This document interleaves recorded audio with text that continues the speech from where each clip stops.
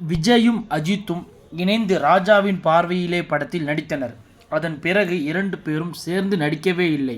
இருந்தாலும் இரண்டு பேரும் சேர்ந்து நடிக்க வேண்டும் என்று ரசிகர்கள் விருப்பமாகவே இருக்கிறது. ஆனால் இரண்டு பேரும் அதை ஏனோ சில காரணங்களால் தவிர்த்து வருகின்றனர். அஜித் இப்போது விடாமுயற்சி படத்திலும் விஜய் கோட் படத்திலும் நடித்து வருகிறார்.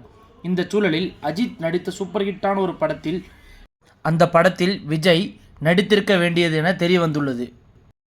இன்றைய சினிமாவில் அஜித்தும் விஜயும் டாப் ஹீரோக்கள் லிஸ்டில் இருக்கிறார்கள்.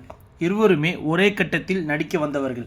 அதேபோல் தங்களது ஆரம்ப காலத்தில் நிலையான இடத்தை பிடிப்பதற்காக கடுமையாக போராடியவர்கள். விஜய் உருவகேலியை சந்தித்தார் என்றால் ஒழுங்காக தமிழ் பேச வரவில்லை, எமோஷன் காட்சிகள் நடிக்க தெரியவில்லை, நடனம் தெரியவில்லை போன்ற விமர்சனங்களையும் அஜித் சந்தித்தார். ராஜாவின் பார்வையிலே படத்துக்கு பிறகு இருவரும் சேர்ந்து நடித்திருக்க வேண்டிய படம் நேருக்கு நேர். வசந்த் இயக்கிய இந்த படத்தில் சூர்யா கதாபாத்திரத்தில் முதலில் கமிட் ஆனது அஜித் தான். சில நாட்கள் ஷூட்டிங்கும் சென்று ஏதோ ஒரு காரணத்தினால் அந்த படத்திலிருந்து விலகிவிட்டார். அதன் பிறகு இருவரையும் சேர்ந்து படம் எடுக்க யாருமே முயற்சிக்கப்படவில்லை. அதே சமயம் இருவரும் தங்களது பாதையில் சிறப்பாக செல்ல இருவருமே உயர்ந்த இடத்துக்கு சென்றனர். இதனால் ரஜினி கமல் என்பது போல் அஜித் விஜய் என உருவானது. இவர்கள் இருவர் படமும் ஒரே நாளில் ரிலீஸ் ஆனால் கூட்டம் அலைமோதும். அது மட்டுமின்றி ரசிகர்களுக்குள் மோதல் ஆரம்பித்தது. கடைசியாக விஜயின் வாரிசு படமும் அஜித்தின் துணிவு படமும் வெளியானது.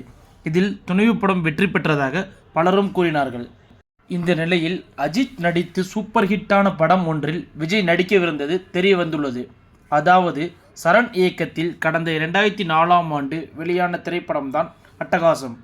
அஜித் இரட்டை வேடங்களில் நடித்திருந்து அந்த படம் சூப்பர் டூப்பர் ஹிட் அடித்தது. முக்கியமாக திருநெல்வேலி, தூத்துக்குடி, மதுரை உள்ளிட்ட தென் மாவட்டங்களில் அஜித்துக்கென்று ஒரு தனி மாஸ் உருவாகியது.